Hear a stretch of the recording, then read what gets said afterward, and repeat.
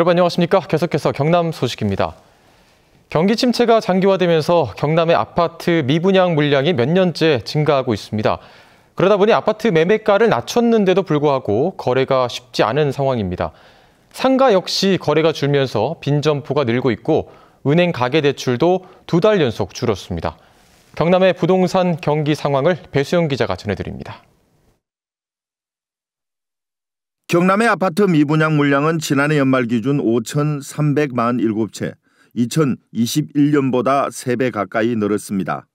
비수도권에서 대구, 경북에 이어 세 번째로 많습니다. 경기 침체 여파로 아파트 거래가 주춤하면서 부동산 중개도 뚝 끊긴 상태입니다. 3년 전 비교하면 가격이 얼마 정도 내렸습니까? 30-40% 내렸나. 계속 내리 꽂았는데 그게 아직도 지금 거래되거나 이렇지 않고. 이렇다 보니 아파트 시세도 떨어지고 있습니다. 한 부동산 플랫폼이 분석한 결과 지난달 경남에서 이루어진 아파트 거래의 45.2%가 같은 아파트 평형대의 전년도 가격 대비 1% 이상 떨어진 하락 거래였습니다. 상가는 더 심각합니다. 창원의 중심 상가인 창동거리에도 빈 점포가 늘고 있지만 새로 영업하겠다는 상인을 찾기 힘듭니다. 이 4층짜리 건물은 점포 한 곳만 영업하고 나머지 점포는 빈 상태입니다. 부동산 경기를 반영하는 것이 가계대출. 지난달 은행 가계대출 잔액은 한 달 전보다 5천억 원 감소한 1,140조 5천억 원으로 2달 연속 감소했습니다. 은행 가계대출이 2달 연속 줄어든 것은 1년 10개월 만에 처음입니다.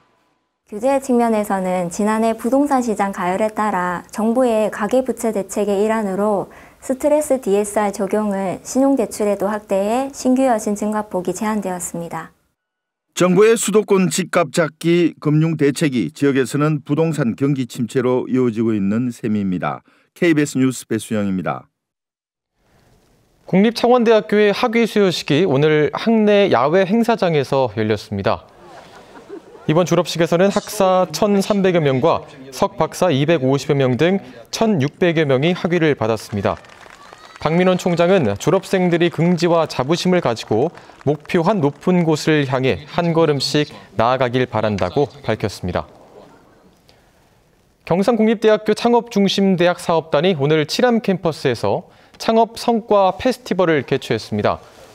이번 행사에서는 선정기업 83개사와 투자기관, 학생 창업 동아리 등이 참석해 창업의 어려움을 극복한 성과를 공유했습니다. 경상국립대 창업중심대학 사업단은 이달 말에서 다음 달 초에 새로운 창업 기업을 모집합니다. 오늘 오후 2시 10분쯤 창원시 용원동 만개산에서 불이 났습니다. 소방과 산림당국은 진화 헬기 3대와 진화 차량 15대, 진화 인력 80여 명을 투입해 오후 4시 50분쯤 큰 불길을 잡았으며 정확한 화재 원인을 조사하고 있습니다. 6.25 전쟁 당시 국민보도연맹으로 몰려 마산형무소에서 학살당한 희생자 유족에게 국가 배상 판결이 나왔습니다. 창원지법은 희생자 유족들이 낸 손해배상 청구 소송에서 국가가 원고 38명에게 모두 5억 5천여만 원을 지급하라고 판결했습니다. 이들은 1950년 7월에서 8월 국민보도연맹에 가입했다는 이유로 당시 마산 일대에서 군인과 경찰에 희생된 민간인의 유족입니다. 경남교육청이 새학기를 앞두고 감염병 대응을 강화합니다. 경남교육청은 올해 인플루엔자 유행이 2016년 이후 8년 만에 가장 높은 수준을 보였다며 세부 대책을 수립했다고 밝혔습니다. 관련 대책에는 입학생 예방접종 확인과 학교 내 대응체계 구축 등이 담겼습니다.